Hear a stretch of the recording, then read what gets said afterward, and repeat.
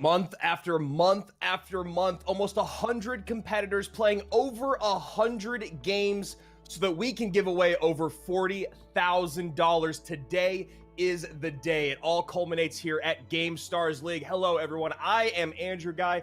Joining me, as always, is my boy Eric Benamou, our former world champion head coach. And today, Eric, we are going to crown the first ever champion of Gamestars League. An exciting day and four very talented players coming up to bat.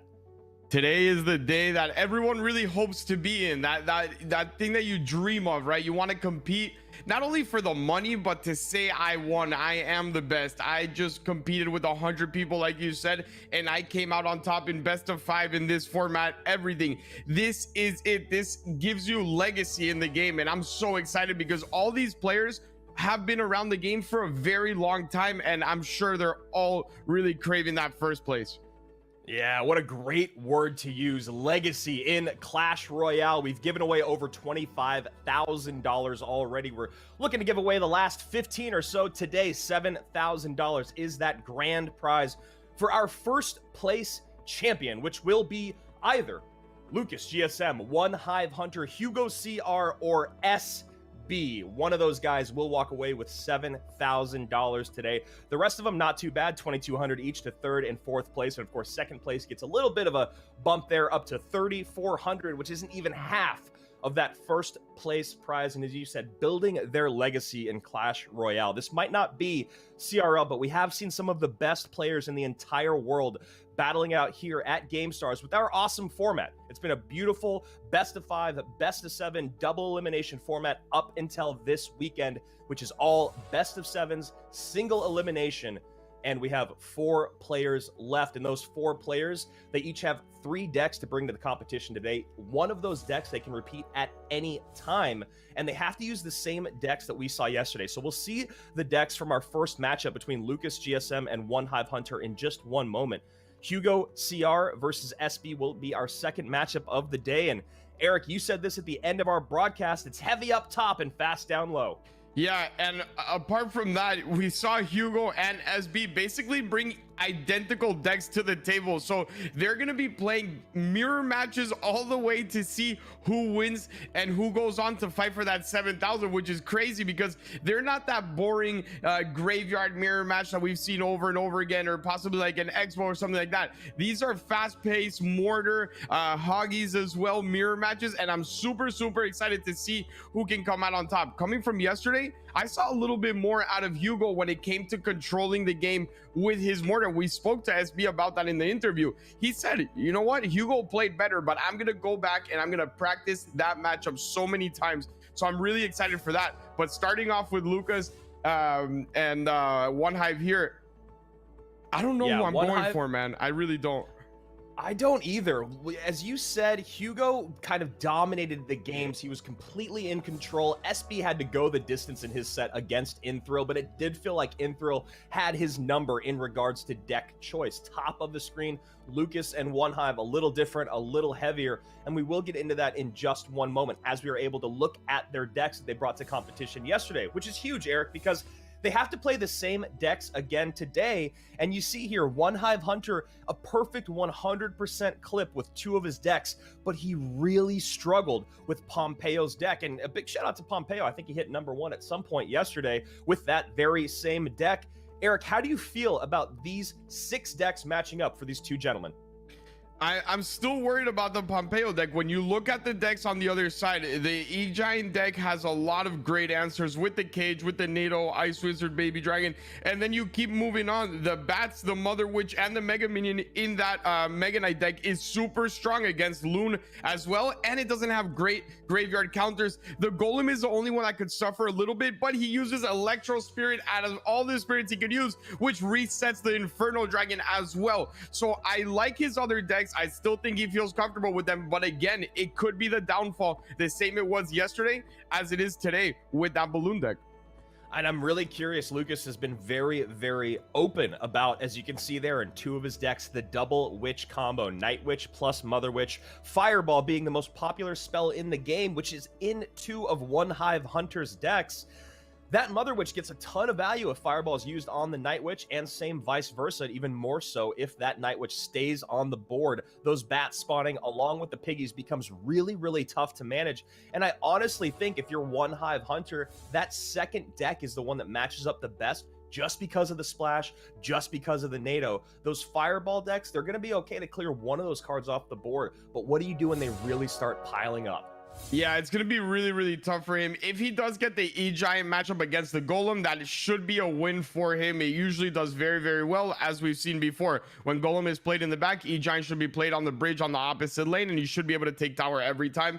But I really want to see what deck he can beat with the Pompeo deck. It's very, very frustrating when you have one deck and you know coming into the day that it doesn't have a good matchup, and if you are going to get out of this match, you are going to have to 100% beat one of those 60 65 35 matchups, possibly 70 30. So it's really, really tough, but One Hive will have to show here, this is why I picked this deck. I can do what Pompeo does. I can beat a counter. And one thing that you and I were going to talk about earlier on in this tournament was that Lucas and One Hive used to be teammates back in the day. As you can see their in-game tag there, ITT, before their names. That is not on accident. These are former teammates, so we'll see how much they remember about when they played together years ago. And here we go. Electro Giants out both ways to start, and it looks like One Hives is going to get on tower. Yeah, One Hives is going to get on tower, and even though he is getting a lot of damage, I'm not sure what this defense will bring. The Dark Prince moving back is a little bit unfortunate. You wanted it to go forward first, and here it also, that is the worst case scenario for him. It did everything you didn't want it to do, and then it gets the head run, and it hits the cage when there was literally no life left. So terrible start. Yeah, really, really rough stuff there for Lucas GSM as you're talking. That interaction with the Dark Prince charge, hitting that Goblin Cage before the drop brawler populated the map, made it so much more damage came in. But here you go. Lot of health left on this Electro Giant. Nice NATO there. This could be tower down also, Eric. Yeah, this is what Electro Giant mirrors are all about.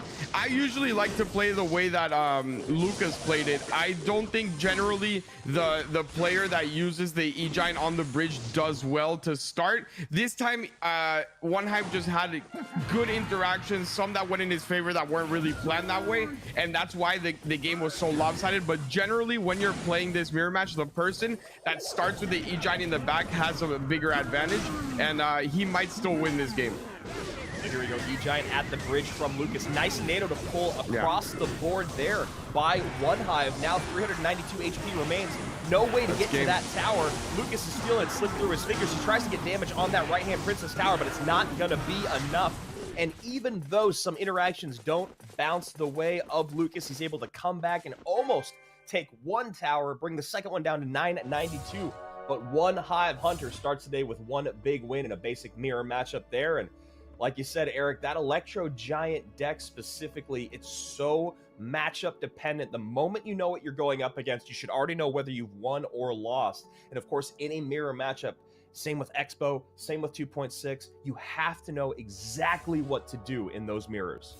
Yeah, and right there, that NATO was so smart out of him. The cage wasn't there. He knew it was going to get bar barreled. He knew it was going to get baby dragon, but all he wanted to do was get it close enough to that right-hand side tower to where he can NATO it and switch lanes, because there was no way he was going to stop it from doing any damage at all on the other tower. And if it did connect, even with the zap that it lets off, it would have been in lightning range. So One Hive really understanding the matchup, understanding how to hold on for those last 20-30 seconds, and he did it perfectly. So here we go, game number 2.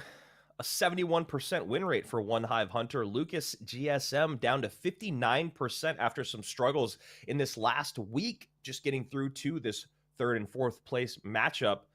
He was basically perfect coming into the week, and he ran into a lot of tough competition, but he's still here in our Final Four. SB and Hugo sit back and wait eagerly as this first best of 7 goes underway. Game number 2, One Hive Hunter up 1 from Sweden. And it seems like One Hive is going to save this balloon deck towards the end of this set. It doesn't seem like he wants to really risk it right now or go in the hole. And it might be a good strategy. It might be the thing that really pays off for him. seeing as if he does get a good enough lead, if he can start off 3-0, maybe there is a high chance that one of the games Lucas might slip up, not defend the loon correctly, and he might be able to get a win on the board. But we're going back to another mirror, the same exact mirror, and this time it's being played completely different. Last time we saw two E-Giants go at each other. This time Lucas is trying something new. He's going for an all-out defense to start off, but that NATO was beautiful. That was a really nice NATO there from One Hive Hunter. As you can see, up a ton of elixir is One Hive Hunter, and while it doesn't get much damage there, you saw how quickly Lucas's defense evaporated, and that's something he's going to have to think about as we move forward, as he's also down about 2. Yeah, and the problem with his defense there is that you can't stack troops on defense when you play against E-Giant for that specific reason. The way you want to play it is you do the cage and then you do one other troop, and that is all. You cannot put anything else on defense because it's just all going to get NATO'd onto it, and you got to, whatever damage is dealt, you got to just take it. That it is what it is, but the more troops you drop down, the worse it's going to end up being for you, even if you mitigate damage at that one specific moment. So Nick pulls that E-Giant back, mitigate a little bit of damage there as Lucas just crosses the bridge. One Hive Hunter playing some pretty clean defense so far, Eric. And this is, I'm willing to call it here as game over. To be honest, he can't even cage on the left now because the Goblin Brawler is there as well. So it's just a lose-lose situation for him. And I'm pretty sure this is just not going to be enough. He has lightning in cycle if he wants to use it here. Not sure if he's going to go for it or just defend. And he went out for the smart option. But One Hive is just playing so well right now. He's playing very patiently, and that's something you and I have talked a lot about for the last couple of months. Patience, patience, patience. You want to end these games in overtime for the most part, and One Hive Hunter doing just exactly what he needs to. I love the Brawler going down the left-hand side. Like you said, brilliant call there. Not able to get the cage down, so Lucas has to cage right on top of this Princess Tower. And now you can see the left-hand tower is actually the weaker of the two, but Lucas is just spending everything and anything he can only to defend. It's been a long time since we've seen our player from Portugal go on offense. The one thing I want to see out of Hunter here is as soon as he sees that E-Giant on the right, I would love to see an E-Giant on the left on the bridge, and he will not be able to stop that. He just has to go same lane again. I think it's not necessary. You can just lightning everything and then cage. And if he, with that E-Giant on the back, if he would have just waited a little bit and had his own for the left-hand side tower, I'm pretty sure that would have been game over. But he's still in a good position. And I think all he's doing at this point is just wanting to play it safe.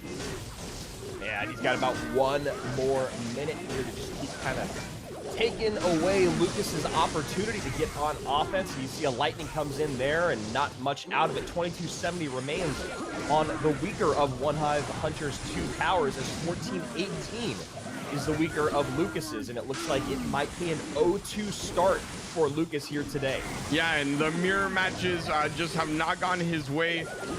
They are not the easiest. They also do depend a lot on the start of the game, who can get that early damage, as we saw here. That's really all it came down to. After that, not much damage was actually done. Just the Goblin Brawler on the left, but once you really want to just full out defend, this deck can defend against anything. You have the Ice Wiz, you have the NATO, you have the Dark Prince, you have the Cage.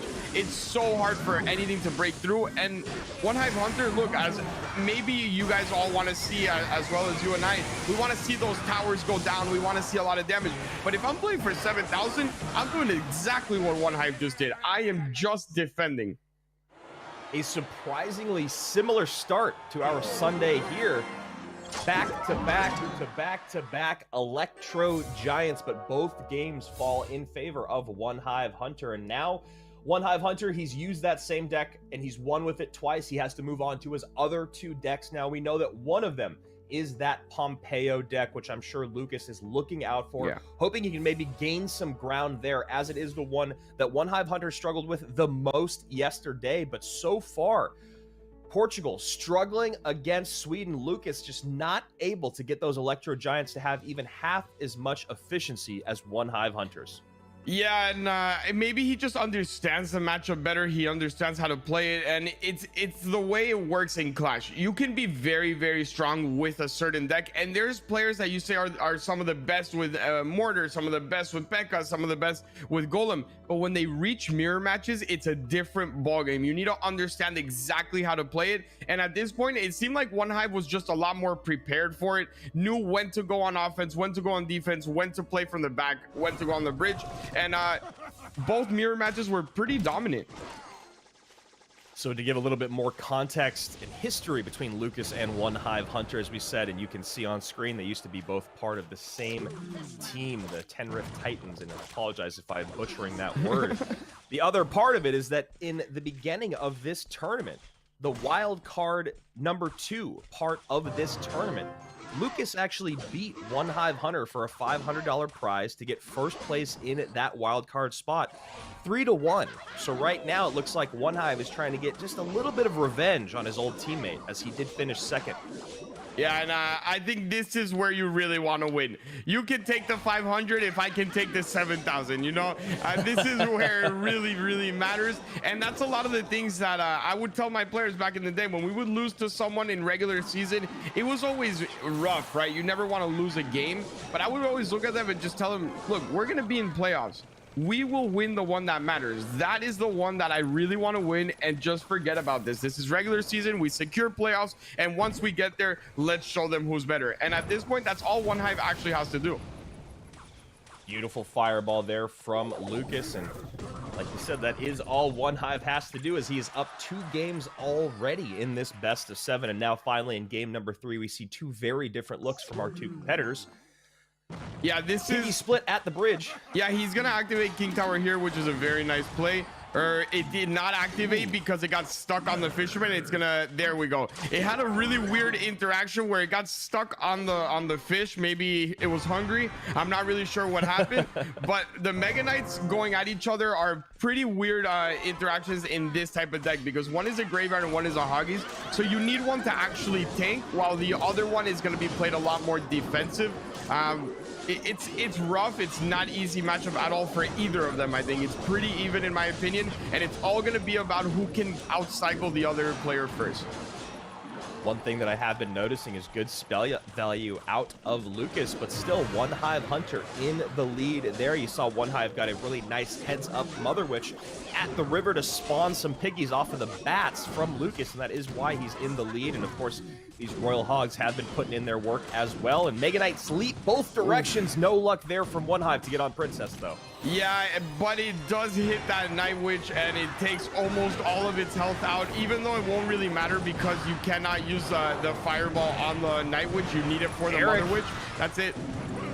That's tower down, man. That was so beautifully put together. You saw the Zappies put up high to try to distract that Mega Knight. The Mother Witch down low to spawn some Skellies from that graveyard, and that was just easy pickings. Mega Knight jumps to the Zappies, jumps to Princess, fireball on Mother Witch, game over. That is the reason Lucas said Double Witch works so well. He could not fireball that Night Witch. That's what I was getting at. You can't. If you do that, you're giving up the Mother Witch for a full cycle, and we know what it does, especially when you have all those troops and then a Mega Knight in front of it. You just can't, and it put him in a terrible position to where he didn't really know what to do. Do I tank? Do I try to get rid of the Mother Witch? If I get rid of the Mother Witch, what do I do with the bats? And then I still have the graveyard. Just completely pressured by all sides there from Lucas, and it's understanding what really works. And I think this deck for him is one that really, really works. He seems to be very comfortable with it.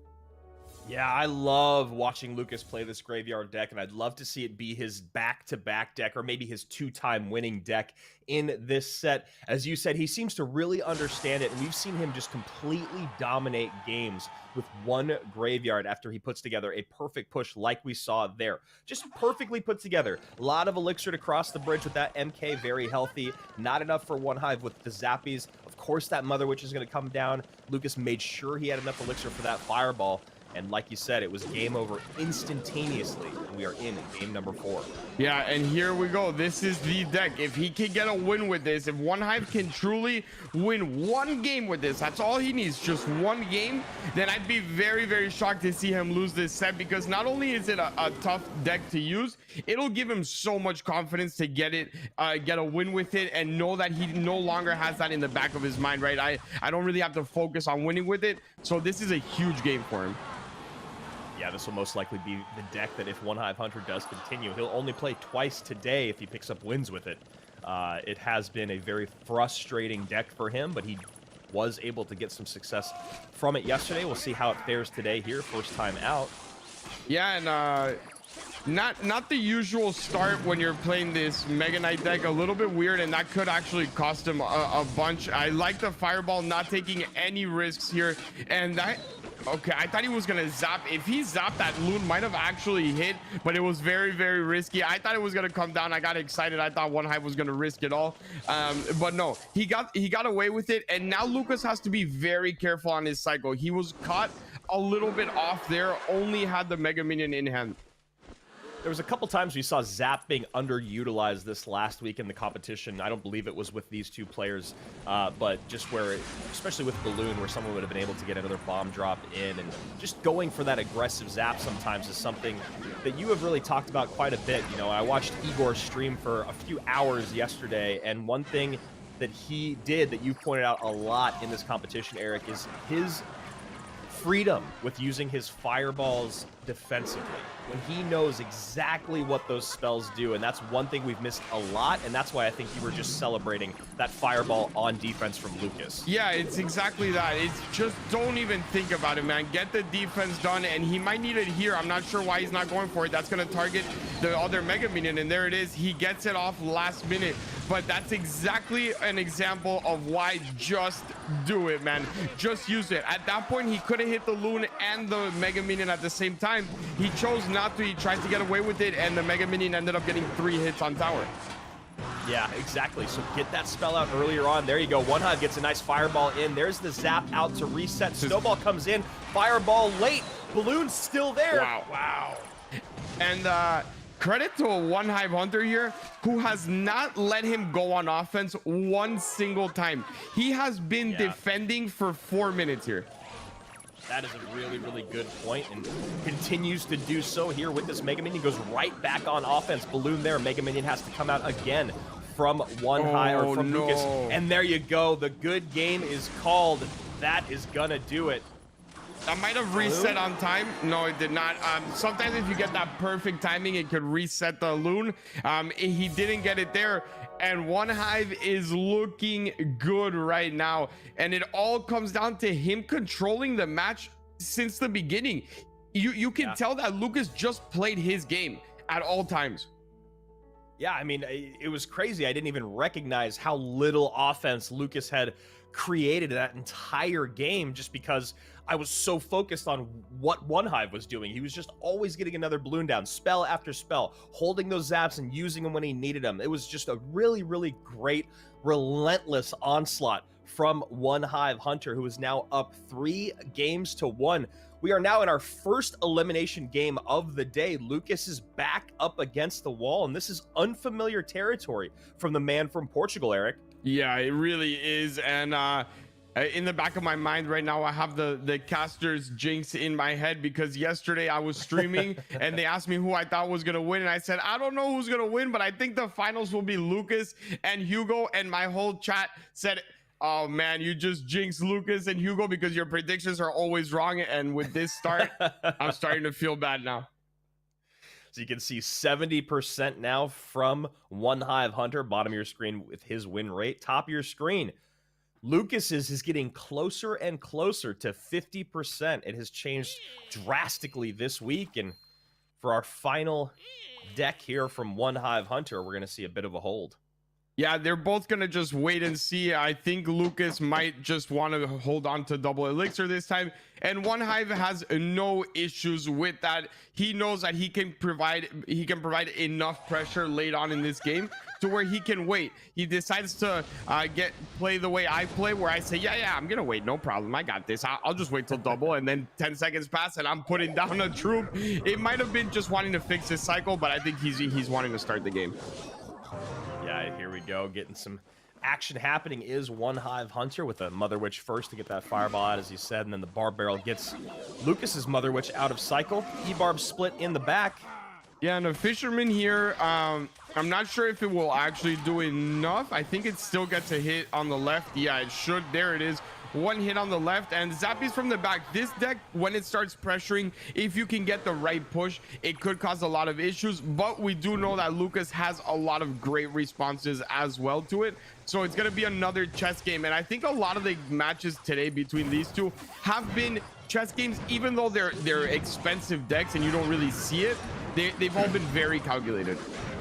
Yeah, I could not agree more. I mean, we saw how quickly Lucas stole game number 3, and that was not on accident. And right now, One Hive Hunter creating a ton of offense, which is, it's really impressive for a guy that is playing as calculated as he has. It feels like he has been on offense for about 70% of this set. And, you know, when you guys watch other sports, football mainly is the one I believe they talk about time of possession, the time that you control the game. Essentially, it's the same thing in Clash Royale. If you're on offense the whole time, like we saw in that last game, it really is keeping your opponent from being on offense themselves. But once again, here we go.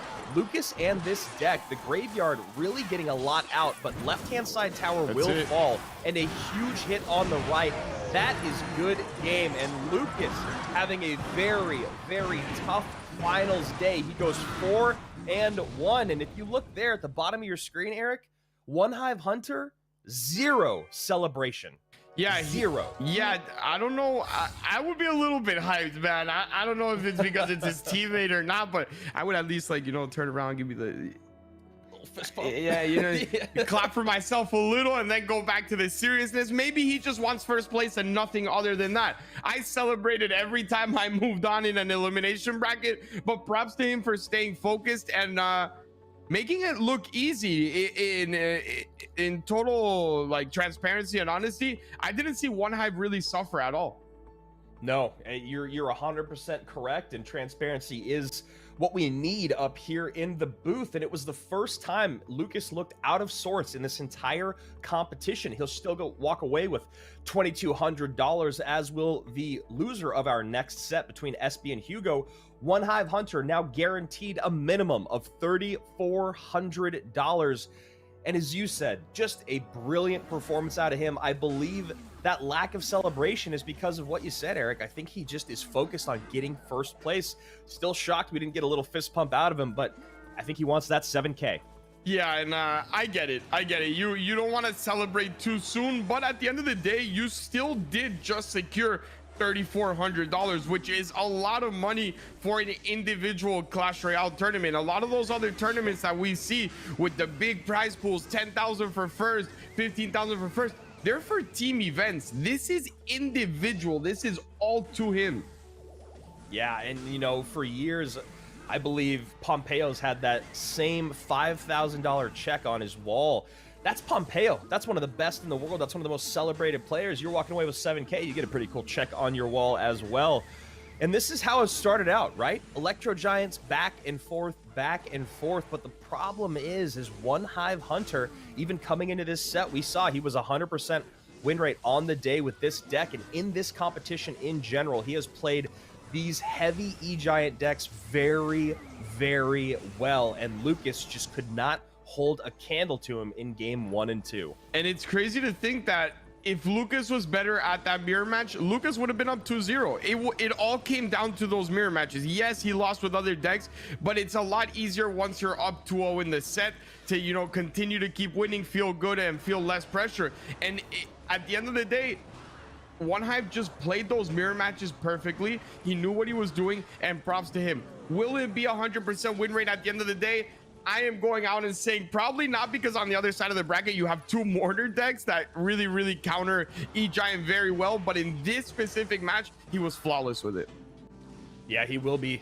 OneHive will be looking for that opening with his Electro Giant deck in the next set, probably against the non-mortar decks from his opponents, which is going to be very tough because each of them, 2 of their 3 decks are mortar. And here you go. You see that zap coming in last second. OneHive gets that tower take, and game number 4 goes his way after losing game number 3 on that brilliant graveyard execution from his opponent.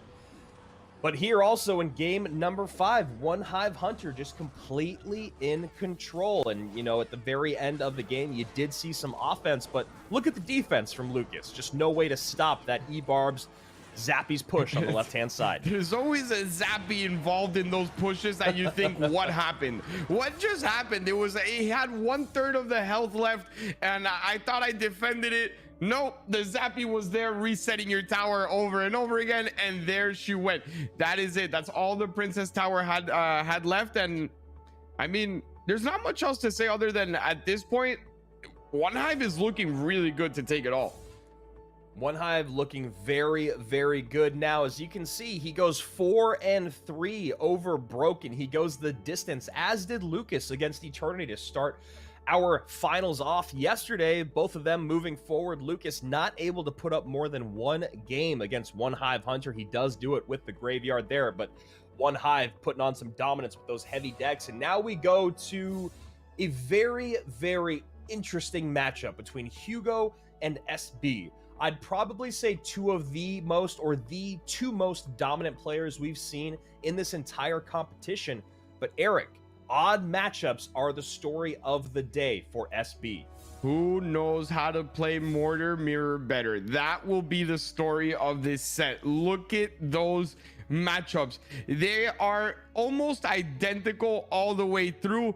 The only thing that changes is Electro Spirit and Skellies on one end, and on the other end, I think you just have Spear Goblins instead of Skellies for the other deck. They are basically identical mirrors, and then you go to the other deck and it's also a mirror of Hoggies, just one has Recruits and one has Mega Knight. And even though it might seem like Mega Knight has the heads up advantage here, once that Mega Knight crosses the bridge and you Recruits, you can actually get a lot of value, and then the Mega Knight is out of cycle and you have a split lane push as well. So it's all about practice, right? Practice. We heard SB say it yesterday after he'd moved through the competition, after he'd moved through our quarterfinals. He's like, all right, now I just got to go and practice these horrible matchups all day long. Hugo, on the other hand, look at those numbers, 100, 150% there. He has been so clean through the last 3 months of competition, Eric. I'm sure he's been practicing, but he has seemed to be kind of the #1 seed in the tournament. SB, as I said, probably the #2. You could argue back and forth.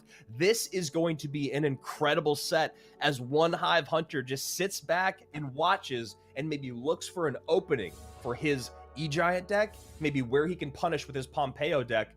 But first, mirror matchups galore, and they're all about the exact same elixir. 0.1 cheaper here, 0.2 more expensive there, man.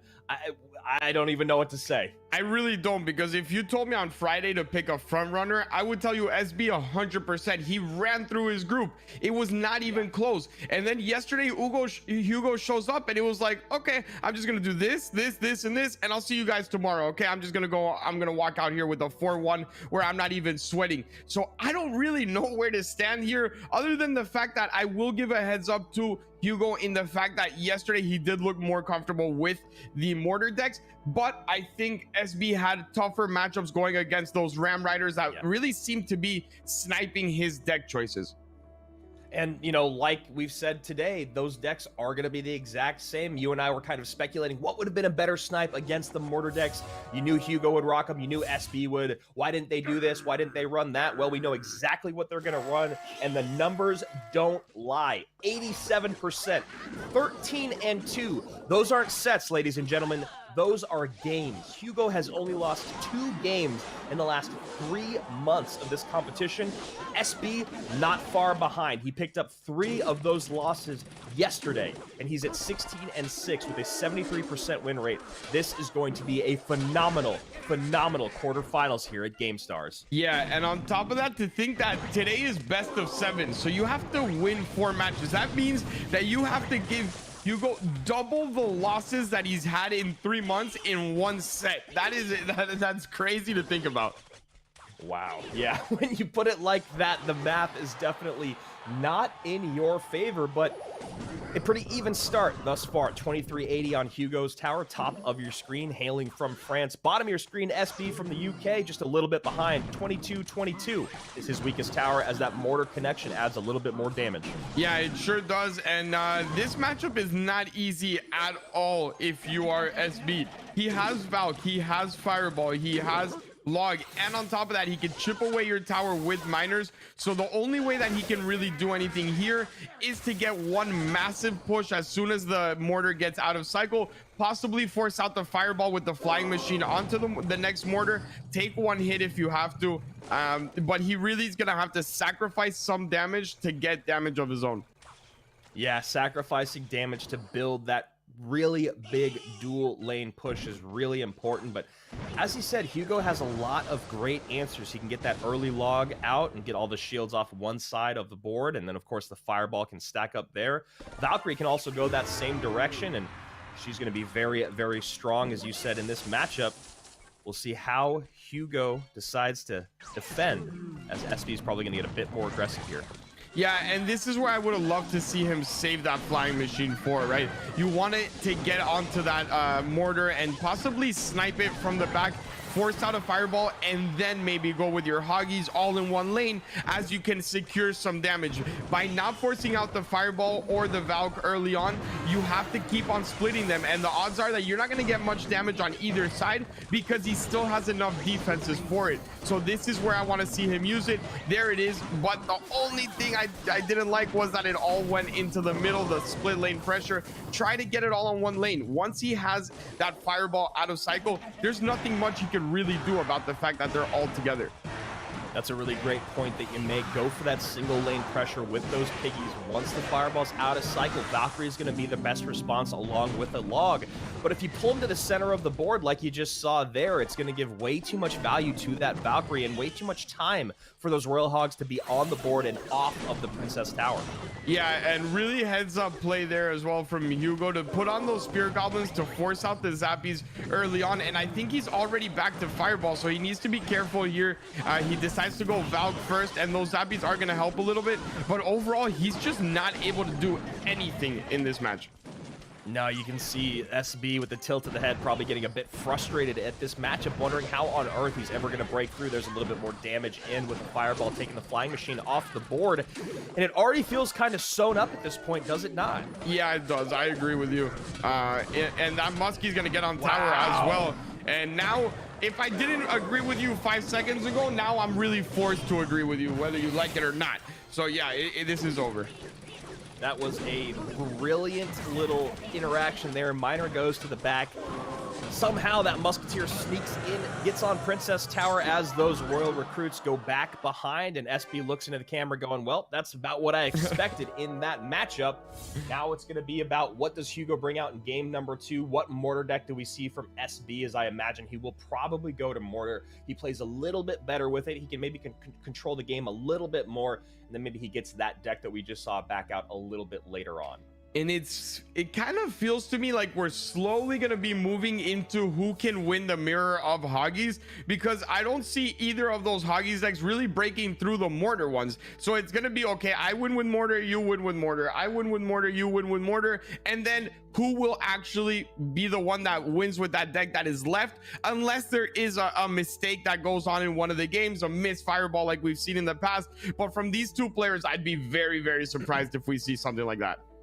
That's exactly kind of what I was thinking, Eric, is it does feel like it's going to be all about who can get that win with that Piggies deck first. The mortar decks, I feel like, as you said, they're going to go in either direction. You're going to be caught with a bad matchup at some point in this set. And so early on, it didn't look like SB was very comfortable with his Piggies deck. It looked like there was a couple things that you had pointed out he could have done a bit differently, but also there was a lot of control to run into from Hugo there. That mortar kept pulling everything to the center of the log, obviously, to knock everything back. The miner going in again and again. And of course, that one moment you pointed out, those aggressive spear goblins really disrupted SB's cycle. They sure did, and he was very smart with it, and as well as being smart with his miners. And we're finally going to get the first mortar mirror match here, and that muskie is actually going to do a good amount of damage onto the mortar. But I do like this miner. It has to force something out, and there's a log, and it gets a hit. No, it does not. I thought it was going to get one hit. Yeah, that was a really nice dual lane push there, and this mortar will not connect still. Yeah. Oh, it does. Wow. It does, but I was just about to say, that's when you think, what did my mortar actually target? Because it threw the mortar into, like, in between, like, all three skellies. It didn't hit anything at all, but at least he was fortunate at the end to get that and force out a miner as well. That is really, really nice play from SB, and it works out very well in his favor. Yeah, really great stuff there. As you said, forces out the miner, up 1 elixir, and gets tower damage in. 2012 remaining on Hugo's weaker tower, 2170 on SB's. And mortar offensive again. It's going to force something out. Will he fireball this? I'm not sure. I might have just fireballed everything, to be honest. You ended up spending the same amount of elixir as if you would have just fireballed, even more, to be honest, and you're still going to take damage. The muskie's not going to be that big of a factor, and that's what I've spoken about before, right? Just spell it out. You don't need to overthink it. You don't need to do too much, but that's a weird defense. Yeah, that's an odd defense there. Surprised nothing else came down. Look at that miner from Hugo. All of a sudden, SB's lackadaisical defense has come back to brutalize him with 650 remaining on that tower. He calls good game as another mortar shot goes in on the left-hand side. What a brilliant miner out of Hugo. That was so smart. And for those at home watching and thinking, why did he do that placement specifically? That was the only placement where he could get it out quick enough to actually tank for the musketeer before the tower would target it. If you put it in the back or even on the front of the tower, it wouldn't have popped up quick enough, and that is the reason why he did it there. Such a heads-up play, and at the end of the day, that happens when you try to get too much value or save too much elixir when you're not supposed to, right? You need to really just focus on your defenses, especially when you're up in a control match. If you need to spend a little bit more, do it. You want to keep the lead. And this is trouble for SB now, looking forward. Down 2 games. Hugo clean through 2. He's used 2 different decks so far. He has the ability to bring out any one of his decks, so he has to keep SB guessing here. And SB looking for any opening right now. He had a great spot there for a moment. He was able to get Hugo back on his heels for about maybe 15 seconds or so, and then that sliver HP musketeer that you've mentioned many times, Eric, gets an ice golem in front and then a miner on top. Beautiful stuff. Yeah, that miner was such a heads up in the moment adjustment by Hugo. He realized the small window of opportunity to really win the game, and he took it. He risked it all, and that is what you have to do when you're playing the semifinals and finals of competitions like this. This is that moment where you do have to have the flashy plays, especially in a mirror when you're down, and props to him for really thinking about the play and actually executing it correctly, because it's 2 different things to, you know, okay, if I miner here, it could tank, but to actually get the timing down perfectly and catch someone like SB off guard is not easy at all. And a pretty nice start. I'm very curious what SB could have done differently in that moment. He was very low in elixir. He got his ice golem out to tank for the mortar, and then he uses 2 more elixir to get the log out. I'm wondering if he had a better option, maybe a miner defensively, or even spear goblins, that would have been a better option to make it so that that miner wouldn't have been as appetizing for Hugo. But that's game 2. This is game 3, and we find ourselves with a couple more mortars on the board. Yeah, and he's going ice golem here. Nope. He's going hyper aggressive here, is SB, and it might be a little bit of a tilt when you start playing like that, because you know that wasn't going to get to anything. He has a bunch of small troops. The spear goblins deal with them. Everything, just a lot of answers out of him. So a little bit odd on the elite barbarians there, but it might just be some emotion carrying over from the past game. SB goes miner to the back. That will pull that mortar around, and then maybe gets an Ice Golem down just in time. There it is. Ice Golem going to distract that mortar, and then we'll see what he wants to do offensively to get a little more damage on top of that. Yeah, and a nice log there. Start getting that off the board quicker. And right now, a good start for both players. That second sequence was a lot better for SB than the first one, but here we go again. He needs to be really careful with the Musketeer miner play from Hugo, and it's forcing out a lot from him. I really like the way Hugo is taking advantage not only of the Musketeers to do damage and defense, but to really put SB in uncomfortable situations and ruin his cycle throughout the game. That's really what it's all been about, is destroying SB's cycle, which has made it very difficult for him to defend as efficiently as his opponent. Hugo has just been really great with creating opportunities for himself to make SB overspend on defense, which is something that SB has done very little in the entire competition. We always see him having usually a great amount of elixir for that response, and now we see a bit of fortune there. Mortar does get on tower as SB takes the lead here, and Mortar's out each direction. Nice fireball there from SB. Spear Goblins, Princess, and Mortar. Yeah, a nice fireball, but at what cost right now? That miner is being tanked for so much, and this is a great fireball from him as well. Musketeers should come down to defend this, or even Spear Goblins might be enough. They're the Spear Goblins. He goes log Spear Goblins, which is just fine for me. And then maybe I think an important part in this matchup might be to try to get your Musketeers away from your towers, away from your mortars. Play them high up in the middle so that you're not giving any fireball damage. And right now is a good time to play it. There is no fireball in hand. SB's in a pretty good cycle right now, though, when you consider where his fireball's at, but Hugo getting his in just a little bit later keeps getting on top of the elite barbarians, so looks like the value is still just a little bit in favor of the Frenchman here at 1058 to 1001. Ice Golem up high to tank for these spears. Musketeer comes down up high, takes that mortar shot. Now we see a miner go down low, nothing there to catch. And this is exactly what I expected when I thought about mirror matches with Mortar, and that's actually that miner tanked just enough, because that was really close. If it would have targeted the Valk, it would have hit tower because it was just so close to it, and this match is insane right now. Yeah, and you saw there that SB even went for the pre-log on top of the Spear Goblins, but they did not come out. Look at that fireball. Musketeer on tower again? No, wow. Musketeer in defense out. 168 remains. That's just a log and fireball away, or he's going to go miner instead. Log is in, plus that miner hit. SB is down 3-2-0, Eric. This is a shocking quarterfinals for the man from the UK. And it all led to the Muskie hit tower because he had a miner on his own. Hugo had a miner on his own tower, and he completely ignored it in order to have enough elixir to fireball log the elite barbarians, which would take them out completely with the Spear Goblins, and then not give enough time for SB to drop a defense onto the Muskie. It gets one hit on tower, and that puts it in fireball range. Hugo's just on another level since yesterday. He's been playing great the whole competition, but it seems like he dialed up even a higher level since these semifinals and quarterfinals. I don't really know what to say about Hugo's play other than that it has been so incredibly impressive and somewhat surprising. Not because I didn't expect him to play so well, but just because SB is such a formidable opponent.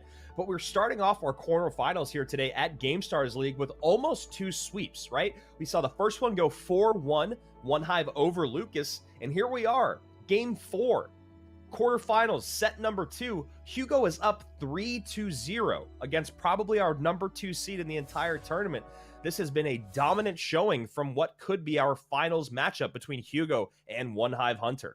Yeah, I'm very impressed with Hugo here, and if he plays like this, I can see him take it the whole way home, because that E-Giant, when Hugo's playing Mortar the way he is just never gonna do anything. There's a lot of DPS in his Mortar decks as well. They have enough to deal with it, and if he could space out for the lightning, he should be just fine. So more than anything, I'm shocked that this is a 3-0 right now. I really am. I thought this was going to go all the way, and it still could, because he has to win with that Hoggies deck. And if I'm SB, I'm playing Mortar all the way through until possibly reaching that final game. Yep, and then we'll probably see that Hagi's mirror matchup if SB is able to bring that all the way back around. But so far, Hugo has made it look easy with his brilliant interactions, and it's all been strong mortar play. So now as we see, he has to change things up a bit. Will this be the time that SB takes his advantage and goes and gets a couple games in favor of blue? Game number 4 in this best of 7. Hugo, perfect. SB, about to be eliminated. Can he hold on? Yeah, and that is a nice fireball. That's what I wanted SB to do on the previous side. Just fireball that musketeer in the mortar. It is a lot of value when you look at it. It might seem like not the right play, but he's giving you 8 elixir and fireball value, and you might take 1 mortar hit. Yeah, and that is an interaction that you specifically pinpointed in game number 1, and Hugo already using those words of advice. And here we go. I'm hyped, man. I want to see if SB can bring this all back, because with these mortar decks, we saw how much the Hoggies really suffered and how much control Hugo was in at all times. That's what I want to see out of SB. Be a little bit more proactive and take control of the game. Force him into the pushes that you want. Make sure this is played the style you have. The control deck, you are supposed to be in control of this matchup at all times, and right now doing that very, very well. Exactly, that's the stuff that you want to see out of SB, is baiting out those big negative trades as he stays on offense. Fireball still held for those piggies. No, he goes back to the mortar to pull everything together. Snowball going to slow everything down as that E-Barb is distracted by the Spear Goblin. Mortar gets a shot on tower, and now SB's dominance with the mortar is starting to show here. He is very comfortable with this deck, but Hugo goes with a great Mega Knight minor catch there in the back. Zappy's up high to support. Yeah, and this is getting a little bit dangerous for him. Just so much on the bridge right now, and on top of that, that Mother Witch forcing out the fireball means that Flying Machine is free, and there it is. It's gonna be tanked for by that Hoggy, and this is a really, really smart mortar out of him. Yes, it's not gonna do a ton of damage, but it's the only reason Hugo couldn't go on offense. Perfect catch there with that mortar. Gets on tower for 2 big shots, and we see Hugo go back on offense, but we should still see the lead in favor of SB. 1298 is the lowest of the 4 towers. 1486 is the next closest as a great fireball comes out. Skeletons here to mitigate some of that damage. Hugo, though, getting closer, knocking on that door. And this is kind of just want to give props to Hugo here, because we saw how difficult it was for SB, and this goes to show how well Hugo is playing. SB has been playing phenomenally. He's been doing almost everything perfect, and even then Hugo is finding the way to get onto tower and keep this game close when it shouldn't even be this close. So that goes to show that he's just really, really playing at the highest possible level in Clash, and that is an amazing fireball. That's a great fireball. Gets the mortar off the board, pushes the muskie away, and now SB has an ocean of red to deal with here. How will he get it all off the board? Luckily for him, that Flying Machine is distracted, but Zappy's slowing down his Valkyrie, and now we get a Mega Knight at the bridge. That is very, very aggressive. Maybe a defensive miner comes out from SB. Yes, it does. Hoggy, though. Hoggy is getting tanked for on the tower. Wow, that is a lot of damage, and that Mother Witch was played there just for that one Hoggy. You know that's the reason it was there. He knew it wasn't going to get any extra value other than that, but he did not care. He knew that it was getting tanked for by the Mega Knight, and that would be enough damage to put him in a nice position here. And if he could defend one more time, it seems like he might actually take this 4-0.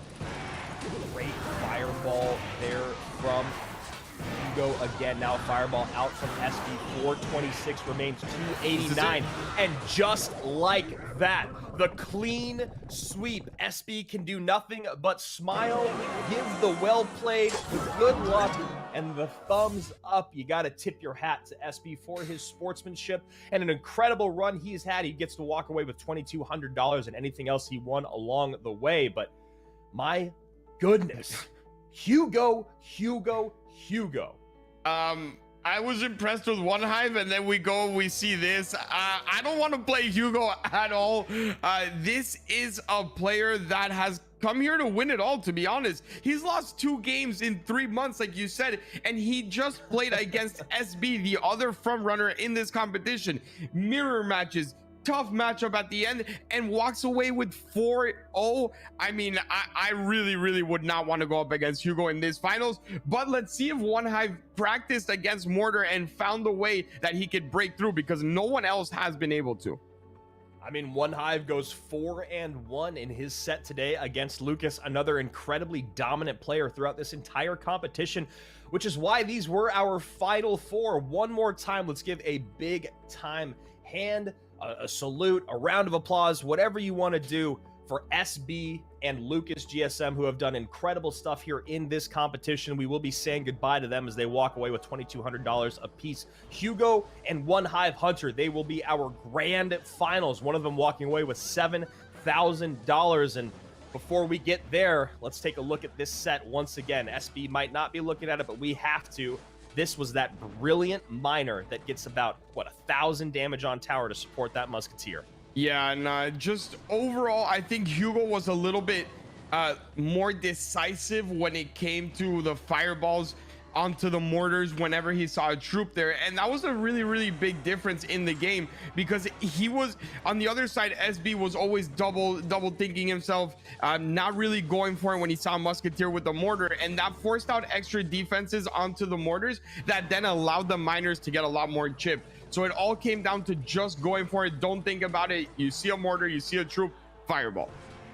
One of the things that we've talked about a lot is just you have to know when to go hyper aggressive and when to sit back and defend, and it seems that Hugo has truly a firm grasp on that understanding of the macro in Clash. He never found himself unavailable elixir-wise to defend, and he always had enough to put that extra little cherry on top of his offensive pushes, whether it was just an Ice Golem up front, whether it was just a Spirit, or of course, as we've talked about a lot, that miner right there. All of that happened because Hugo knew the best moments to min-max. When do I take damage to create offense? And he did a really great job of that here in game number 4 as well. This was a deck that SB struggled with mightily against Hugo earlier in the set, and Hugo was able to hold on into overtime and take this tower. Yeah, I'm really impressed, and overall, I'm looking at these replays just because I'm trying to find something that might have gone wrong, and I just don't see it. And it's not that SB made mistakes. A lot of the times when we see these highlights, we see mistakes come out of the player that lost, but I don't really see any on either side. Just Hugo making those little plays that made all the difference when matchups are that close. Those numbers are absolutely crazy when you talk about the deck win rate. No one has even been close to that. Hugo, 2 decks at 100%, 1 at 75, and there we go.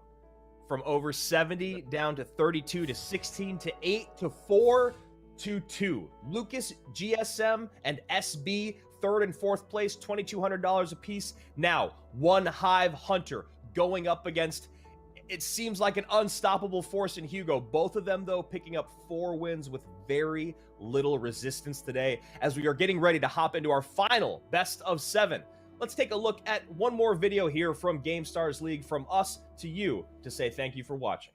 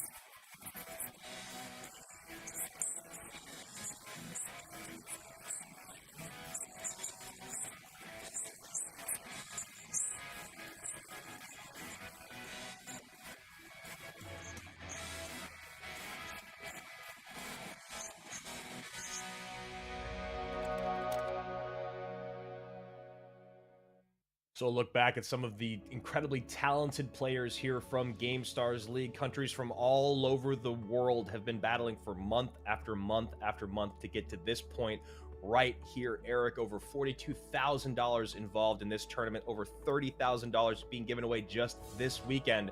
And right now we have our marquee match for 7K between One Hive Hunter and Hugo. This is it. And a lot of the players in that video were talking about how this tournament is that way to gain respect, to build your reputation, to get recognized on the international stage.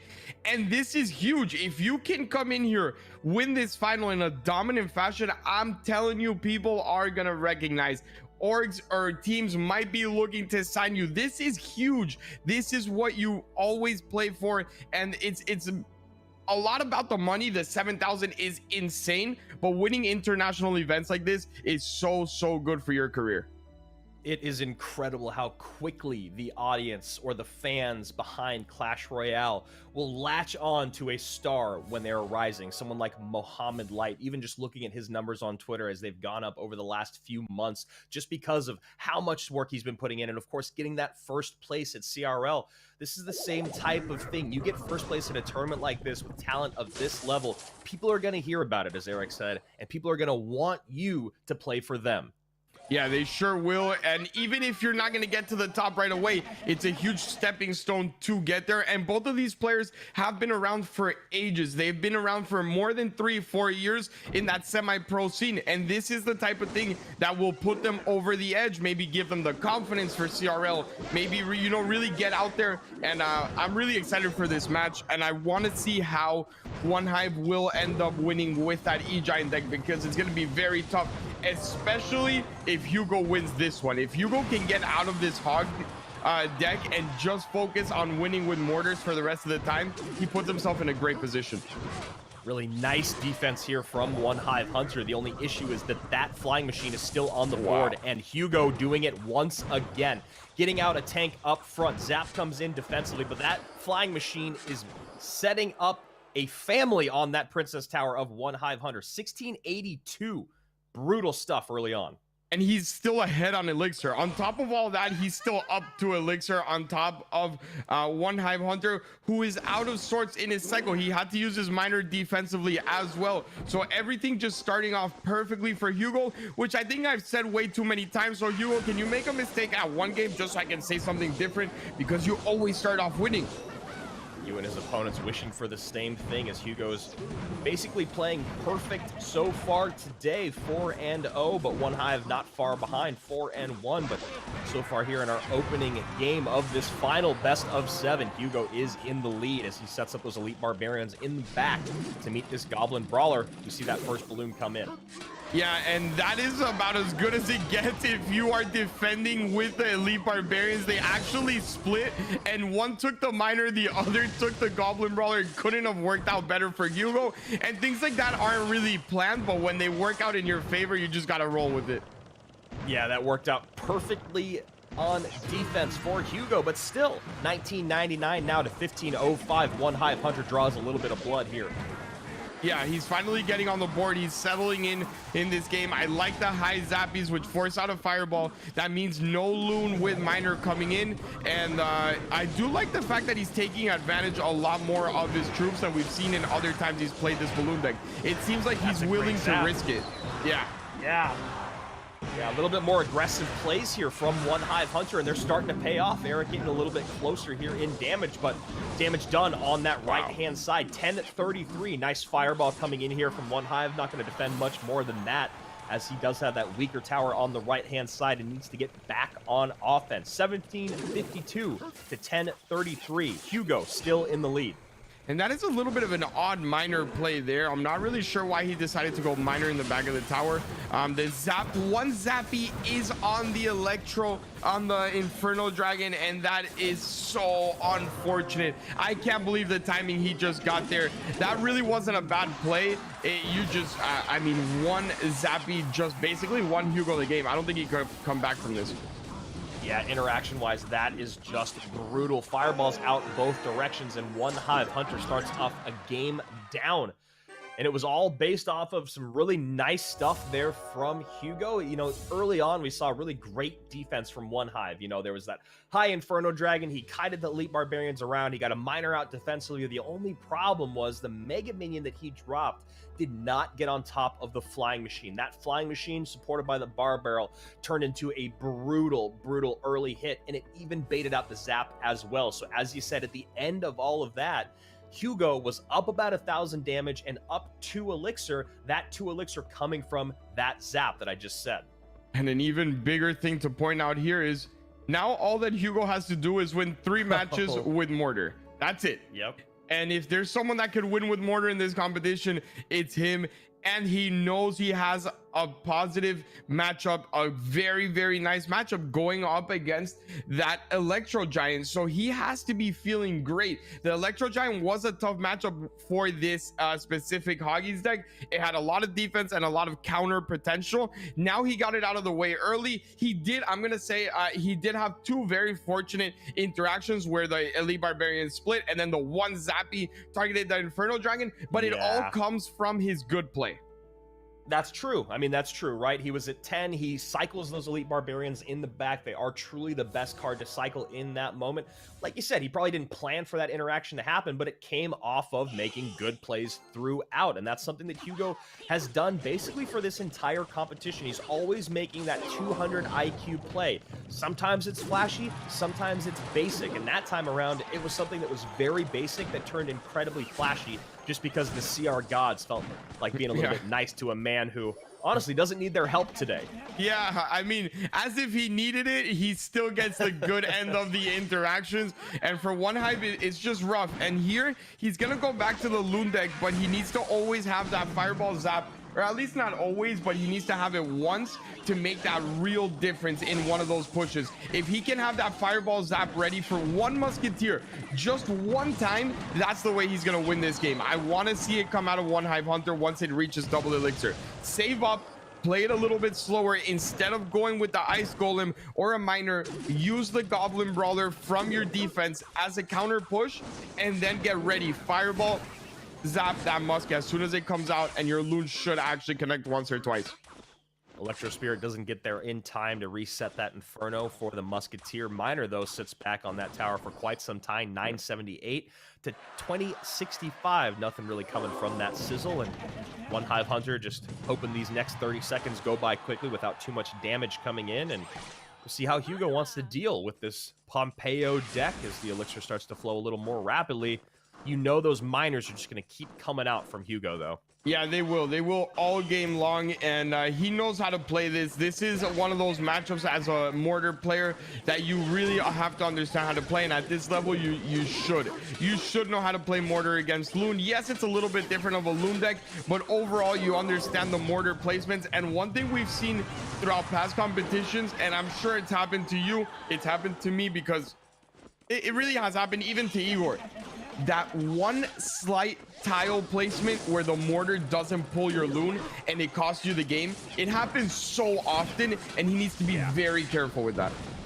Yeah, you've always got to have, I guess, 3 layers of defense ready to go. You've got to get something to protect your Musketeer after that Fireball. You know, the Spear Goblins are going to go down to the Zap. That Mortar maybe going to get targeted by the Mega Minion. So always having a bunch of responses is incredibly necessary when playing against this deck. Also because it cycles so fast. Yeah, it sure does. The only positive thing is that he has his own fast cycle overall. That Fireball really makes it a lot tougher for Hugo to get control of this match. He knows he always has to be careful, and that Musketeer isn't just going to be enough every single time. And this is the type of push that I wanted to see. The only difference is I would have liked to see no Miner, and Fireball Zap would have come out sooner. I think it would have been even better for him. Fireball Zap still does come down from One Hive, who is in the lead. Now Miner goes to the back of the tower. Mega Minion there to catch. That will give Hugo the lead back by just about 23 HP.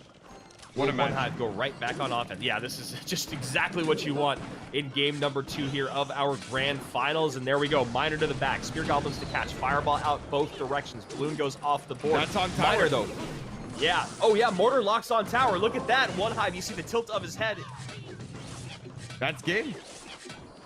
should be. 2:04 remains, just needs to get right back around in his cycle, but Hugo still playing patiently, knowing that that balloon's gonna come down. There's the log. Watch out. Or excuse me, there's the fireball. Now we're waiting on the log.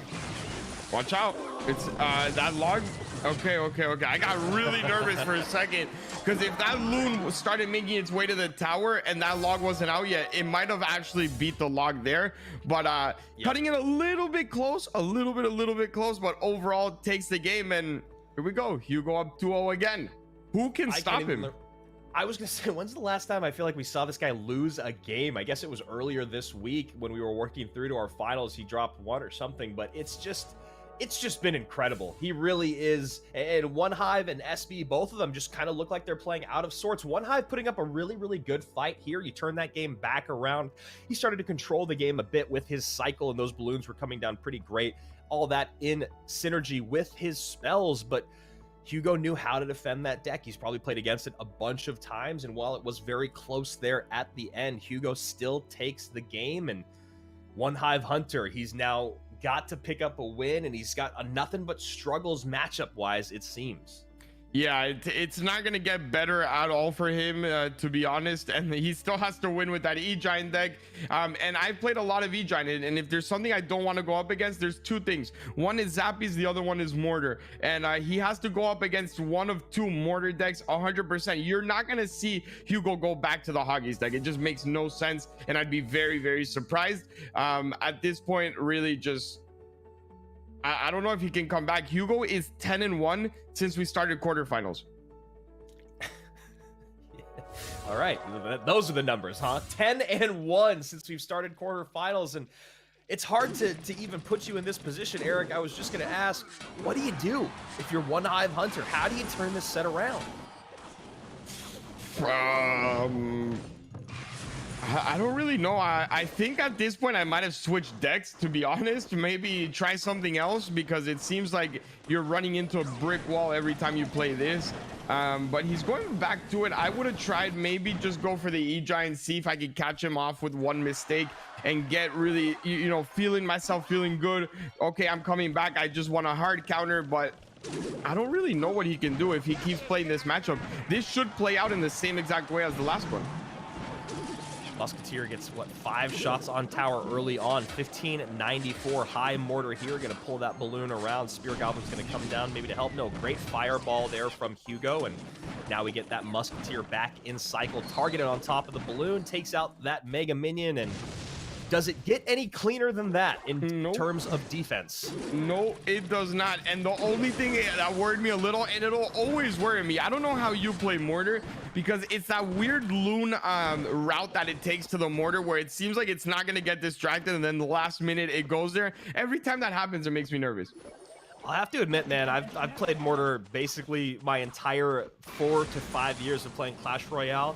I still get nervous with that same balloon pull. You just got to trust yourself, as Hugo does, and hope that the Clash interactions just go correctly. And now we see a different approach to offense that we've ever seen from One Hive with this balloon. He goes balloon in the back here as the Goblin Brawler works down the right-hand lane.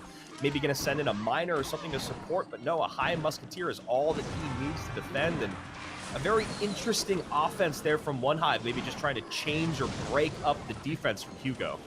There was one small issue with his offense, and he forgot the fact that he was going to come at him with the Elite Barbarians for that Brawler. It was just so smart from Hugo. He says, okay, you want to try this? No problem. I'll Muskie here, and if you Fireball, I win the game. So let me throw down these Elite Barbarians, and you're going to have to figure out what you want to defend or attack. And he put One Hive in a situation where he couldn't support the Lunar. He would lose his right-hand side tower. We've seen Hugo cycle those E-Barbs from the back in the same lane many times throughout this day. And here we go, balloon pulled to the center here, and Miner out defensively from Hugo. That's going to be just enough to go. Oh, wow, that is just enough to get on tower. 1544. Yeah. One Hive getting a little bit of help there. Yeah, and I think it was just a little bit of hesitation. He didn't want to use his Fireball, and I might have just gone for it at that point just to secure the game. You're already up.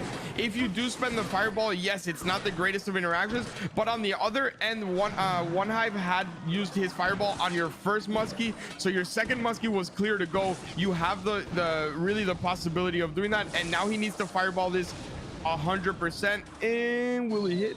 No. Still gets death damage though, as One Hive Hunter continues to narrow that gap. 990 now to 1146, about a couple hundred HP separating these two. Ice Golem plus E-Barb's push coming in here. Mega Minion to respawn. Nice kite there with the Ice Golem. Miner goes into the tower. Defensive Miner does not pick up, but Mega Minion is there to help. 846, 300 HP separates these two. Yeah, and this is getting really close. I'm nervous. I don't know who's gonna take this, to be honest. He should fireball the left right now, not even think about it. He decides to go first off with there, and he has another Muskie in cycle already. He can go Miner, and then Muskie here should be enough. Watch out for the last second zap here if it decides to come out, and I would have loved to see it. I know, I was wondering if the zap was going to go in. Odd interaction there with the balloon tanking for the brawler that entire time. Then maybe a zap to reset on top of the miner would have been great.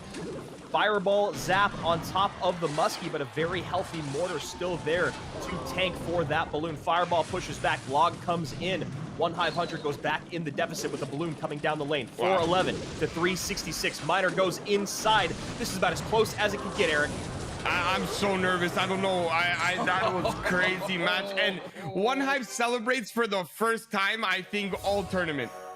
He needed to. That is exactly what he needed to do. He had to win that game or this set was over. 7K was out the window. He picks up game number 3. He breathes a little bit of life back into his set. He gets rid of that Pompeo deck and he takes it by about 100 HP at the end there. Nice zap.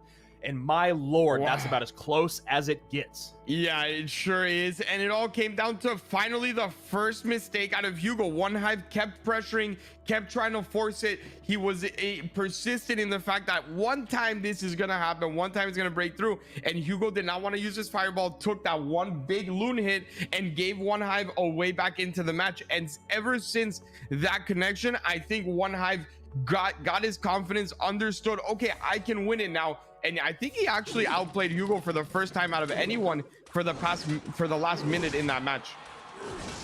One Hive smelling blood in the water after that balloon connection gives Red their first win here in this set as we get to game number 4, up 2-1. Hugo picks up his 3rd loss in the entire competition starting back in March for him. You and I joined in April and we've got to see him lose 3 times this entire tournament. One Hive Hunter very happy to give him one of those losses, and we will now see an Electro Giant Mortar matchup. This is very tough here. I really like this. One Hive, but he goes very aggressive, Eric. Here we go. This is it. I'm telling you, this is it. He played that perfectly. Even though he won't take the tower on this end, he's set up to win the game now. Versus Mortar, that is what you have to do. You just force that out, and now you're in a great cycle. You're up 5 elixir with an Electro Giant. That is about as good as it gets. I would have liked to see him tank that and start from the back. Just go. Take one Elite Barbarian hit. No, why are you leaking? What is he doing? He's leaking. No. He's leaking. There goes his entire elixir advantage. Hugo goes to even, gets a miner on the board, and 4 elixir lead out the window. And now the damage lead back in favor of Hugo as One Hive Hunter leaks more elixir to get this Goblin Cage down. Eric, what happened there? I'm so frustrated, man. I'm frustrated for him. That hurts to see. That is one of those things that as a caster, as a spectator, you never want to see that. When you know that that deck requires you to be in the elixir lead and the player just doesn't recognize how ahead he is, it hurts to watch. He basically, I can no longer say he has the match won, because now that they're even on elixir, this mortar will always be in cycle. The Elite Barbarians will always be there to defend, and he gave up something that he did so well to earn. Yeah, exactly. That's the perfect verbiage to use. He worked very hard and earned that elixir advantage early on, like you said. He didn't take the tower, he didn't get damaged, but it felt like he'd won the game in that moment. And then he completely sacrifices that 4 elixir lead, and now he's back on offense. Mortar is there in double elixir, so we're going to get a Musketeer off to the right. Of course, an Ice Golem up high, and now E-Barb's in late to get on top. Nice NATO to pull them away, though, still from One Hive, and that's going to be a lot of damage on tower. Yeah, and that was a very, very nice play. And you could just imagine what that would have been like if he would have had 5 elixir lead, right? That's why I was calling game. And the biggest problem I see out of Hugo here, which is very surprising to me, is his mortar placements. They should be a whole tile to the left. The E-Giant has the largest line of sight out of any troop in the game. He is playing them way too far to the right, and that is what's causing him to give the lightning value on the musketeer and the mortar. It's a huge mistake.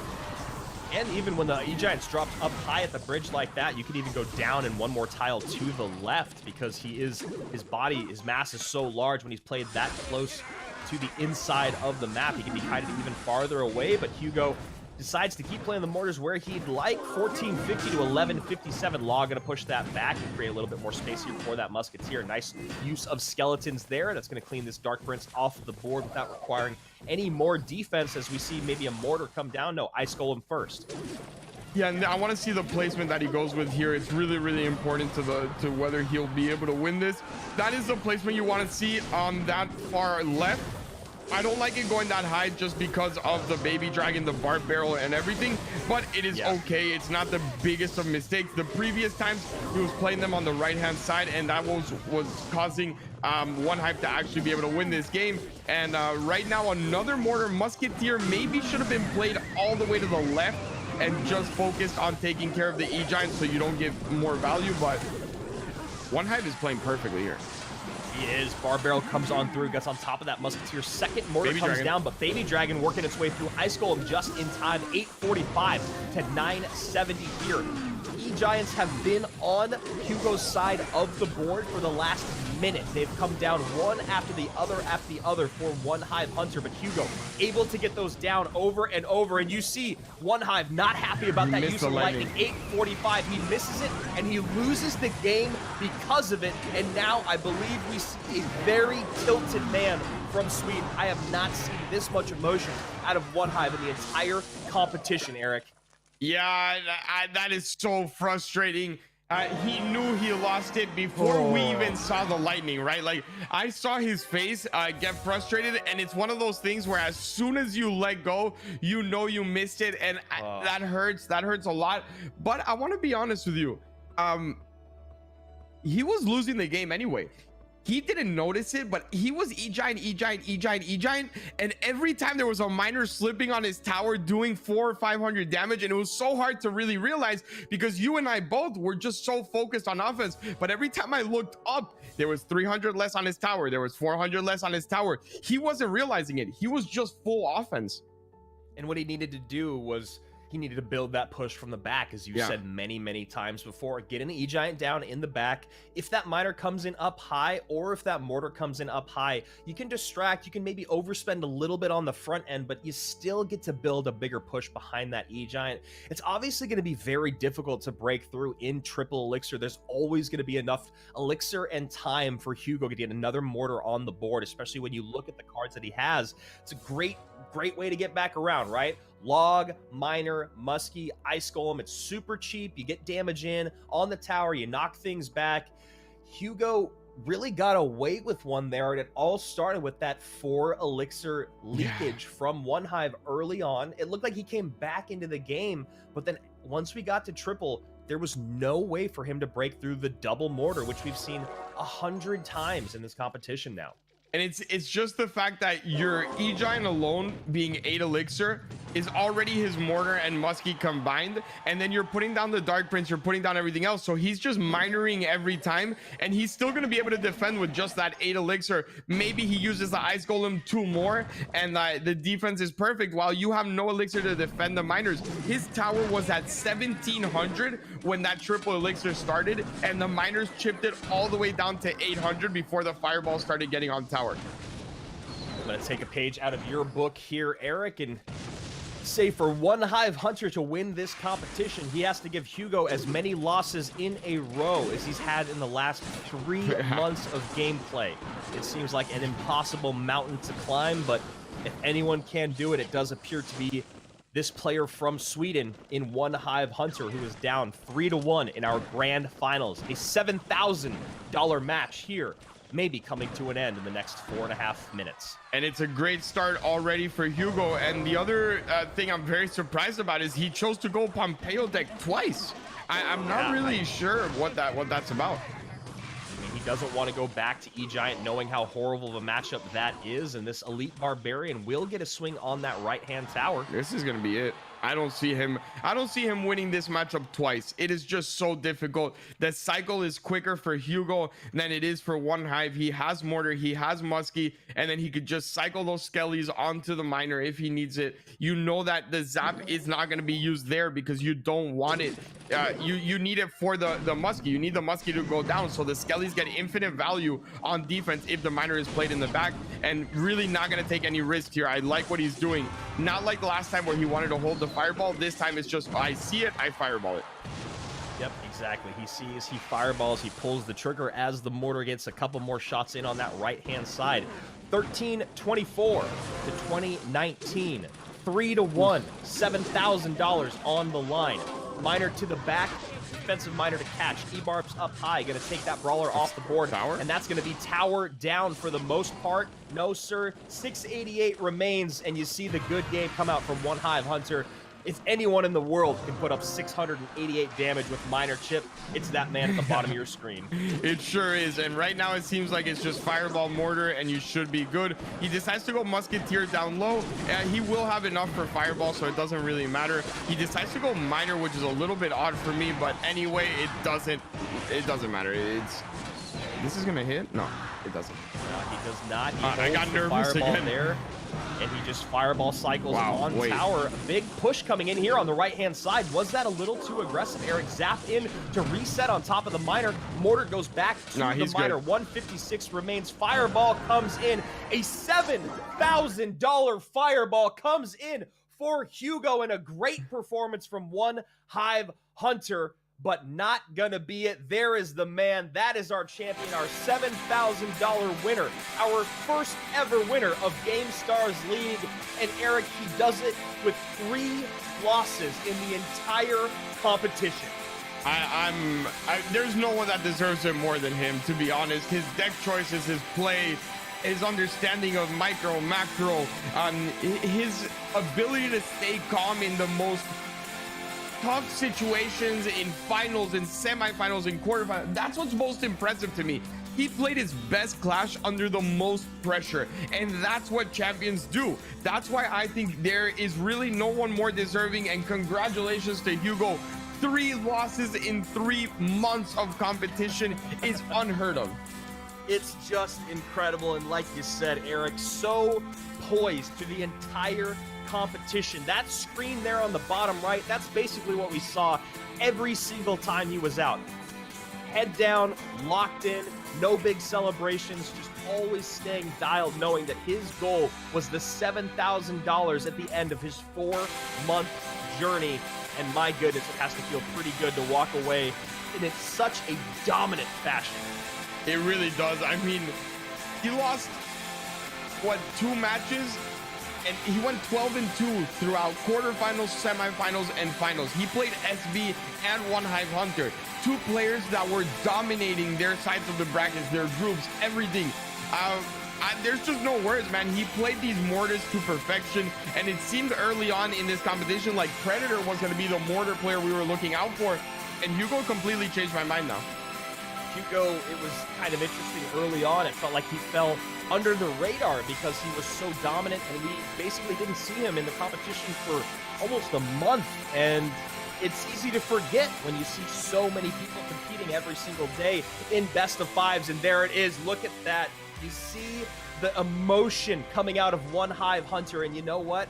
I gotta tip my hat to that guy. I love watching him play. I love how dialed he was for this entire tournament. That was the only time we ever saw him do anything that really resembled a big explosive emotion. It was because he made the biggest mistake, a $7,000 mistake. Sweden falls to France. Hugo defeats One Hive Hunter 4-1.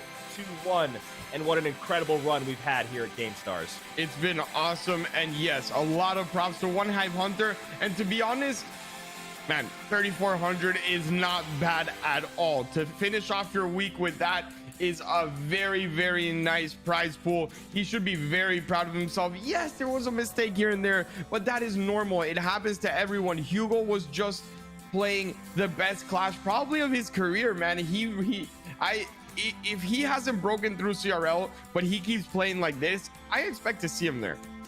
I hope to. I definitely hope to see Hugo. I've seen his name in the competition for a very, very long time. I think the first time I ever saw him was maybe back in the Gems League a couple years ago, and even then, his name was one of the standout names. $7,000 goes to first place. $3,400 to One Hive Hunter, maybe the most upset man in the world to receive $3,400, but I'm sure he's pretty happy with his performance overall. It was such a joy to watch him play. Lucas GSM and SB, Portugal, and of course the UK will take 3rd and 4th place. 5th through 8th for $1,600. You saw them at the very beginning of this week. Eternity, Broken, Demas, and Inthrill all played very, very well, but not able to climb that mountain as this young man has just done. We get the pleasure to speak with Hugo one more time before we say goodbye. Hello. Hugo, champion, congratulations, $7,000 more in your pocket. You played phenomenal Clash Royale for months. How are you feeling right now? I can describe. I'm really happy. I'm really happy of what I've done since many months, and now, yeah, I'm champion, and that's what I wanted. You sure are. You are champion, and no one can take that away from you.